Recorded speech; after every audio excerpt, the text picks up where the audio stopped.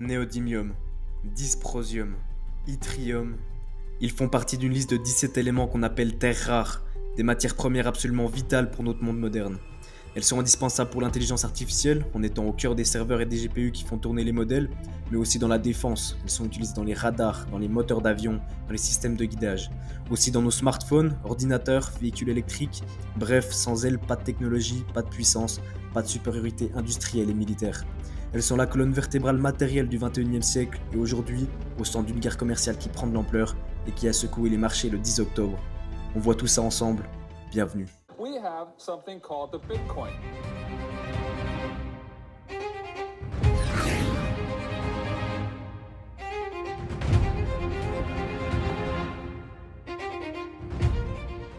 Vendredi 10 octobre, les marchés ont lourdement chuté, plus de 3% de baisse sur le S&P 500, donc sa pire séance depuis avril, moins 4,4% sur le Nasdaq et plus de 400 milliards de dollars de capitalisation effacée sur le marché des crypto-monnaies, qui d'ailleurs a battu un record avec près de 19 milliards de positions liquidées en 24 heures.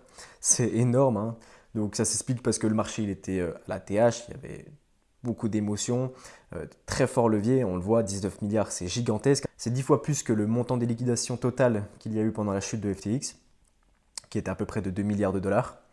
Et la cause, Donald Trump a annoncé des droits de douane supplémentaires de 100% sur les importations chinoises, donc en plus de celles déjà en vigueur. Donc c'est une mesure qui relance la guerre commerciale qu'on croyait apaiser cet été et qui remet sérieusement en question la perspective de futures baisses des taux. Pourquoi ? Parce que les droits de douane, ça se répercute directement sur les consommateurs américains, parce que les entreprises vendent plus cher pour compenser cela, et donc ça fait une augmentation mécanique de l'inflation.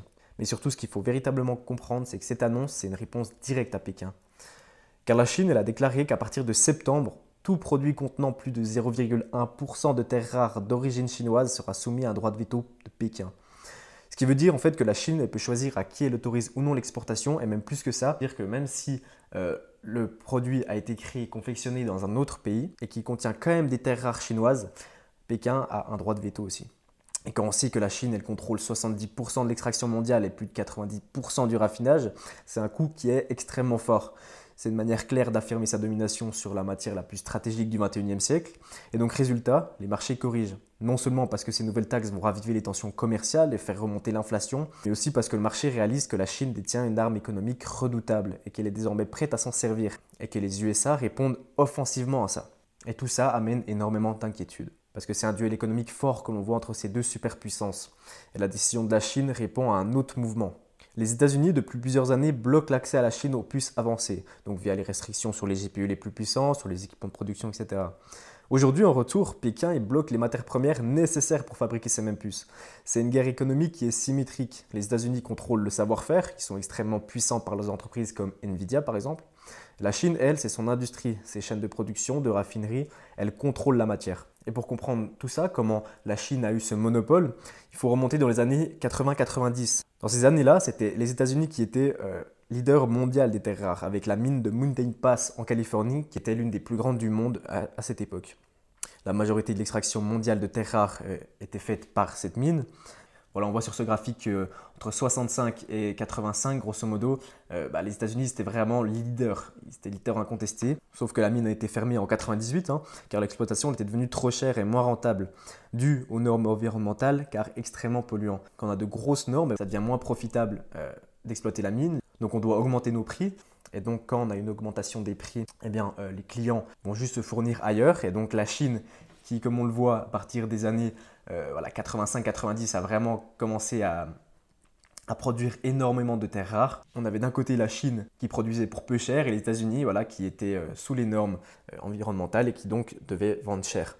Ainsi, au fur et à mesure du temps, la mine n'était plus vraiment profitable, il n'y avait plus aucun intérêt. Ensuite, elle a été fermée, on voit en 1998. Les États-Unis ont vraiment chuté dans la production mondiale de terres rares, laissant à la Chine tout le monopole. Donc ensuite, on verra plus tard qu'il y a eu une réouverture de la mine en 2012, mais ça a laissé plus de 10 ans la Chine pour se développer et vraiment acquérir ce monopole. La Chine, elle, de son côté, elle exploite depuis 1957 les réserves de terres rares de la mine de Bayan Obo majoritairement. Donc voilà, c'est une mine qui est située proche du désert de Gobi, à la frontière de la Mongolie. C'est la plus grande mine de terres rares au monde. Il y a plus d'un tiers des réserves mondiales de terres rares qui sont situées à cette mine. Plus de 60% des réserves de la Chine le sont aussi là-bas. Donc voilà, la mine, on voit que elle fait à peu près 10 km², donc c'est énorme pour une mine de terres rares. Et donc ensuite, dans les années 80-90, la Chine elle a investi très fortement dans le raffinage et la séparation. Les étapes en fait les plus complexes et les plus stratégiques qui servent à la confection des aimants ultra puissants appelés NdFeB. Donc voilà, ces aimants, je vous les ai mis ici pour vous illustrer ça. En fait, ces aimants, ils sont petits mais ils sont extrêmement puissants et ils permettent de réduire la taille et d'augmenter l'efficacité des moteurs, des générateurs, des composants électroniques. En fait, sans eux, il faut comprendre que la technologie moderne, elle serait bien plus lourde, beaucoup moins performante et plus énergivore. Et à force de développer ça, en fait, on arrive en 2010 où la domination est totale, avec près de 90% du raffinage et des aimants permanents qui sont chinois. Ensuite, en 2021, tout est centralisé sur la China Rare Earth Group qui contrôle la production, les prix et les quotas. Donc voilà, on voit sur le graphique justement de cette société qu'elle a pris 118% sur l'année 2025. C'est énorme, hein. Cette entreprise, elle est directement rattachée au gouvernement, bien évidemment, on est dans un pays communiste. Et il est issu de la fusion de plusieurs acteurs existants du marché. Voilà, aujourd'hui, la Chine, elle détient toute la chaîne, de la mine aux produits finis. Et en fait, c'est ce maillage construit sur plus de 40 ans qui rend le monde structurellement dépendant aujourd'hui. Et qui donc crée des problèmes et des tensions, bien évidemment. Aujourd'hui, les États-Unis et leurs alliés savent très bien qu'ils sont dépendants. Quand on voit que 70% de l'extraction, 90% du raffinage sont faits par la Chine. Par exemple, en 2019, les États-Unis ont réalisé 80% de leur importation de terres rares de Chine. L'Union européenne, c'est 98%. Donc, c'est vraiment une dépendance qui est totale. Là, par exemple, on voit que sur l'extraction, à partir de 2018-2019, ça a accéléré. Au niveau mondial, mais on voit que la Chine, elle a suivi. En fait, la part de la Chine dans l'extraction totale du monde est quand même énorme.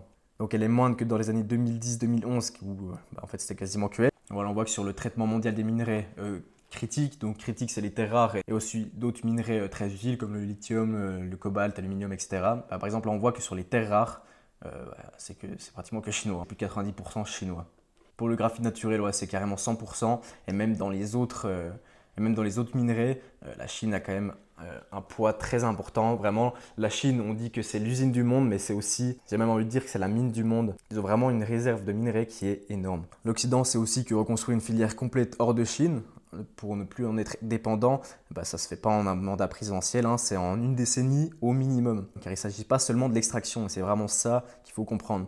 Il faut tout reconstruire, des usines de raffinage, des chaînes de séparation, des usines d'aimants et bien sûr des compétences des ingénieurs, des chimistes, des techniciens, etc. Parce que le raffinage des terres rares, c'est vraiment la partie la plus complexe et stratégique de toute la chaîne. Ces métaux, il faut comprendre qu'ils ne se trouvent jamais purs dans la nature ou en gros filons comme d'autres minerais. En fait, ils sont mélangés à d'autres éléments, d'ailleurs souvent radioactifs, et leurs propriétés chimiques sont presque identiques. Donc en fait, il faut les séparer, ça demande des dizaines d'étapes de traitement chimique, ça utilise des acides puissants, des solvants, des procédés très polluants, c'est vraiment une horreur.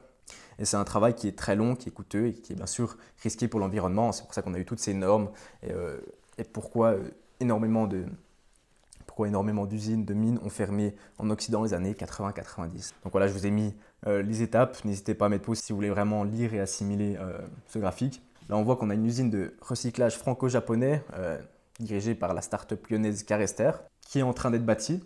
Donc voilà, la première brique d'ailleurs a été posée le 17 mars 2025, donc cette année, c'est très récent. Cette usine de recyclage, elle devrait être mise en service pour 2026 et annonce pouvoir recycler à terme 2000 tonnes d'aimants et raffinera 5000 tonnes de concentré minier par an.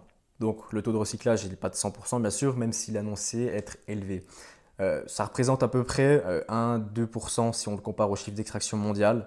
Donc c'est bien dans un contexte d'hyperdépendance, hein. C'est avancé dans la bonne direction, mais c'est bien sûr encore très loin d'être suffisant et ça nécessitera beaucoup d'autres efforts pour récupérer une partie de notre indépendance à moyen long terme. Les USA eux aussi ont commencé à bouger, hein, mais le retard, voilà, il est colossal. Après l'exploitation par Molycorp en 2012, les États-Unis ont relancé la mine de Mountain Pass avec un financement partiel du département de l'énergie. En parallèle, ils ont investi aussi dans l'INAS, en Australie, qui est un des rares producteurs non chinois, pour construire une raffinerie au Texas, la première hors de Chine. Et le Pentagone, lui aussi, finance aussi directement certains maillons de la chaîne, voilà, parce qu'il considère maintenant les terres rares comme des matières stratégiques pour la défense nationale, voilà, bien évidemment. Mais tout ça, c'est du long terme. Les infrastructures prennent des années, les procédures environnementales sont lourdes, et surtout, aucun pays ne maîtrise encore le raffinage à l'échelle chinoise. Et c'est dans ce contexte aussi que l'Ukraine attire énormément d'attention, car ce pays il détient d'importantes réserves de terres rares et de métaux critiques. Les États-Unis ont tout intérêt à stabiliser la région pour pouvoir accéder, investir et sécuriser une partie de ses ressources dans le futur. Là encore, on parle d'une stratégie géopolitique et diplomatique à long terme, pas d'une solution immédiate du tout. Et en clair, même si l'Occident accélère ces dernières années, en fait, la dépendance, elle restera structurelle pendant encore des années. Et pendant ce temps, la Chine, elle continue d'avancer aussi, intégrant davantage ses filières, renforçant sa mainmise et rappelant au monde que la puissance, la vraie, elle se construit sur la matière. Maintenant, ce qu'il faut comprendre, c'est que l'objectif de Pékin, c'est pas d'étouffer la croissance mondiale ou le développement technologique, car elle se sanctionnerait elle-même. Mais surtout, elle veut montrer qu'elle détient des armes structurelles capables d'influencer le monde sans confrontation directe et qu'elle est prête à utiliser cette force. D'ailleurs, il y a un mois, la Chine, elle a organisé un défilé militaire colossal pour commémorer la fin de la Seconde Guerre mondiale. Si vous avez vu des extraits, c'était pas une simple cérémonie, c'était une démonstration de force la plus impressionnante de son histoire récente. Rien de tout cela n'est le fruit du hasard. Pékin, ils envoient un message clair au monde. La Chine, elle est désormais prête sur tous les fronts. Elle est prête sur le plan économique, elle prouve qu'elle peut étouffer la planète technologiquement sans tirer un seul missile, parce qu'elle contrôle littéralement les matières premières dont dépendent toutes les armées et industries du monde. Mais aussi sur le plan militaire.